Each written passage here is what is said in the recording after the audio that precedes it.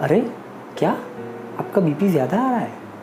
कोई बात नहीं, टेंशन मत लो। टेंशन की वजह से बीपी बढ़ जाता है। कुछ करने की ज़रूरत नहीं है, घर पे बैठो, आराम करो, बीपी अच्छा हो जाएगा। क्या, आपका बीपी ज़्यादा आया? चलो चलो एडमिट हो जाओ, वरना हार्ट फेल हो जाएगा या लकवा मार जाएगा। नहीं, ब्लड प्रेशर के लिए ये दोनों रिस्पॉन्सेस गलत हैं। Hello guys, this is Dr. Jay.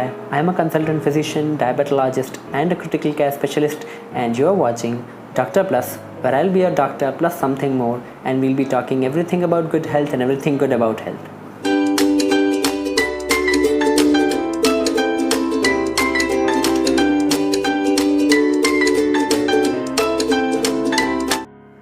तो दोस्तों, आज बात करते हैं ब्लड प्रेशर के बारे में। जी हाँ, हाइपरटेंशन, बढ़े हुए ब्लड प्रेशर के लिए मेडिकल टर्म है जिसे कहते हैं हाइपरटेंशन, और इस चीज़ का टेंशन के साथ कोई लेना देना नहीं है। तो अगर आप आपके डॉक्टर को ऐसा कहते सुन लें कि आपको हाइपरटेंशन है, तो इसका मतलब ये नहीं कि आप टेंशन ज़्यादा लेते हैं। इसका मतलब ये है कि आपका ब्लड प्रेशर नॉर्मल रेंज से ज़्यादा है, ना कि आप टेंशन ज़्यादा लेते हैं।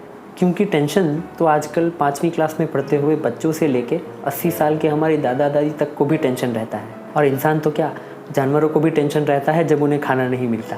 तो कहने का मतलब है, हाइपरटेंशन का दिमागी स्ट्रेस या एंग्जाइटी से या टेंशन से कोई सीधा संबंध नहीं है।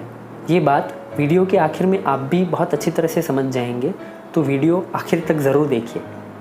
हाइपरटेंशन यानी इंक्रीज ब्लड प्रेशर तब कहते हैं जब आपका blood pressure 140/90 millimetre of mercury से ज़्यादा रहे और परसिस्टेंटली यानी लगातार ज़्यादा रहे। यस, ये लगातार वर्ड बहुत इम्पॉर्टेंट है, क्योंकि एक बार दो बार अगर आपका ब्लड प्रेशर 150-160 की रेंज में जाता है और फिर वापस नॉर्मल आ जाता है, तो उस चीज़ को हाइपरटेंशन नहीं कहते। ये हाइपरटेंशन तभी कहते हैं जब आपका ब्लड प्रेशर 140/90 से परसिस्टेंटली ऊपर रहे, एटलीस्ट 1-2 हफ्तों तक ऊपर रहे, उसी रेंज में आता रहे, तब जाके ट्रीटमेंट की ज़रूरत पड़ती है और तभी जाके हम उसे हाइपरटेंशन कह सकते हैं। अगर आसान भाषा में समझें तो फॉर एग्ज़ाम्पल, अगर पाइपलाइन में जो पानी बह रहा है, वही पानी पाइपलाइन के ऊपर जो प्रेशर डालता है, उसी तरह हमारा ब्लड जो ब्लड की आर्टरीज़ में फ़्लो हो रहा है, वही ब्लड हमारी आर्टरीज़ के ऊपर एक सर्टेन लेवल का प्रेशर डालता है। उसी प्रेशर को कहते हैं ब्लड प्रेशर, और जब ये प्रेशर बढ़ जाए तो उसे कहते हैं हाइपरटेंशन। इसे ऐसे भी समझ सकते हैं कि जैसे अगर पानी ले जाने वाली पाइपलाइन अगर सिकुड़ जाए तो उसके अंदर का प्रेशर बढ़ जाएगा। उसी तरह अगर हमारी आर्टरीज सिकुड़ जाएं या ब्लड फ्लो को ले जाने वाली जो वेसल्स है, ब्लड वेसल्स हैं, वो सिकुड़ जाएं, तो उसका प्रेशर बढ़ जाएगा और उसे कहते हैं increase blood pressure, and in medical terms it is known as hypertension. तो अब सवाल ये है कि ब्लड वेसल्स सिकुड़ती कैसे हैं और क्यों। सो फर्स्ट थिंग्स फर्स्ट, पहली चीज़ जेनेटिक्स यानी जीन्स। ये एक बहुत बड़ा फैक्टर है। अगर आपके पेरेंट्स को ब्लड प्रेशर की तकलीफ़ है तो आपको as a child blood pressure की तकलीफ़ आने के चांसेस बढ़ जाते हैं। इसका एग्जैक्ट रीज़न तो अभी तक नहीं पता चला है, लेकिन ऐसे जीन्स ज़रूर पाए गए हैं जो ब्लड प्रेशर की तकलीफ़ बढ़ाने के लिए ज़िम्मेदार हैं, और ये जीन्स पेरेंट्स से उनके बच्चों में रेगुलरली ट्रांसमिट होते हैं। तो इसका मतलब कि अगर एक पेरेंट को बीपी की तकलीफ़ है तो भी बच्चों में तकलीफ़ आ सकती है, लेकिन अगर दोनों पेरेंट्स को ब्लड प्रेशर की तकलीफ़ है तो बच्चों में ये तकलीफ़ बहुत जल्दी आएगी और कम उम्र में आएगी। लेकिन इससे बचने के लिए हम थोड़े लाइफस्टाइल मॉडिफिकेशंस कर सकते हैं, जिसकी वजह से हम बीपी की तकलीफ़ से बच पाएँ। लेकिन ये लाइफस्टाइल मॉडिफिकेशंस हम वीडियो के आखिर में बात करेंगे। अब बात करते हैं ऐसे कारणों की कि जिसकी वजह से बीपी बढ़ता है और जिसकी वजह से बीपी की तकलीफ़ और ज़्यादा इंटेंसिफाई होती है। सबसे पहला है टोबैको एंड स्मोकिंग। जी हाँ, ये मुख्य कारण है ब्लड प्रेशर की तकलीफ़ बढ़ाने के लिए। दूसरा है एक्सेसिव सॉल्ट यानी नमक।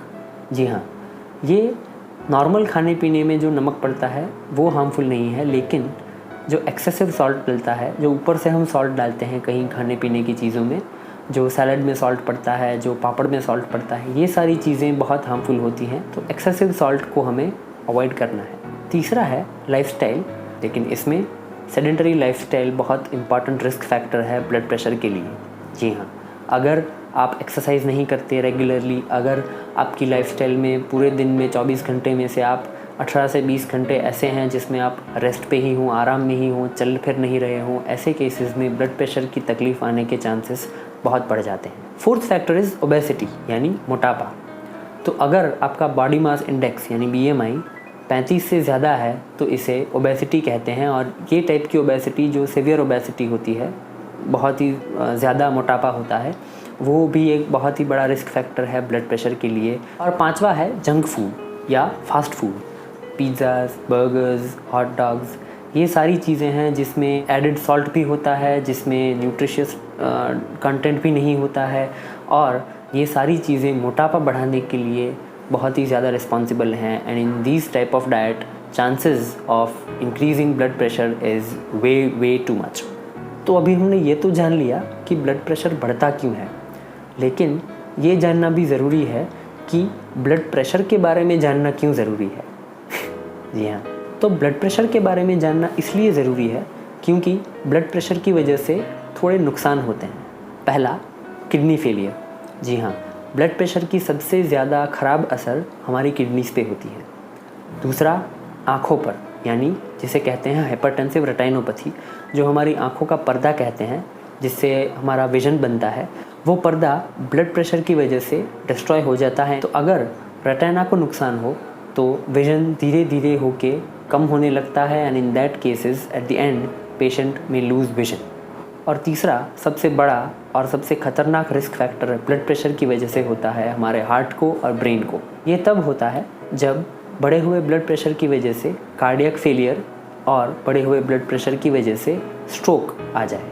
तो अब करते हैं मुद्दे की बात। जी हाँ, ब्लड प्रेशर की ट्रीटमेंट ज़रूरी क्यों है? क्योंकि बढ़ा हुआ ब्लड प्रेशर ये सारी तकलीफ़ें बढ़ा सकता है, और इसका सबसे बड़ा ख़तरा ये है कि ये ब्लड प्रेशर की तकलीफ़ बहुत धीरे धीरे चालू होती है, और ये सारे ऑर्गन्स को बहुत धीरे धीरे नुकसान होना चालू होता है। और इन मोस्ट केसेस अगर ब्लड प्रेशर 180/90 से कम हो तो पेशेंट्स को कोई तकलीफ़ भी नहीं रहती, and they can not even realize कि उनका ब्लड प्रेशर इतना बढ़ा हुआ है। तो इसका मतलब कि अगर इतना ब्लड प्रेशर बहुत लंबे टाइम तक चले तो ये ऑर्गन्स को नुकसान ऐसे स्टेज पर होगा जब बहुत लेट हो चुका होगा। तो ब्लड प्रेशर के लिए क्या किया जाए? पहली चीज़, रेगुलर बॉडी चेकअप बहुत ज़रूरी है, एटलीस्ट 35 साल की उम्र के बाद। दूसरा है रेगुलर एक्सरसाइज। जी हाँ, दिन में एटलीस्ट आधा घंटा यानी 30 मिनट तक फास्ट वॉकिंग या जॉगिंग, और ये चीज़ हफ्ते में कम से कम 5 बार करना बहुत ज़रूरी है।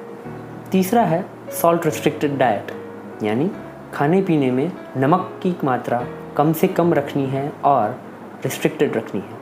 Fourth is stay away from tobacco and smoking. This is a very important point, और ये ब्लड प्रेशर के पेशेंट्स को बहुत ध्यान रखने की ज़रूरत है। Fifth is avoid junk food, fast food, यानी पिज़्ज़ाज़, बर्गर्स, सैंडविचेस, ये सारी चीज़ें हो सके उतना अवॉइड कीजिए। And the most important point, जल्द से जल्द अपने डॉक्टर से बात करें अगर आपको ब्लड प्रेशर की तकलीफ़ डिटेक्ट हुई है तो।